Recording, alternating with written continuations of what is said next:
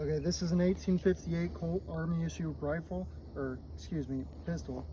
And what's cool about getting to shoot this is that I'm a sergeant in the Army, and being a sergeant, I know that there was other sergeants that shot this at the time and died. So this has got a lot of heritage behind it. Remember, when you shoot these things, always use safety.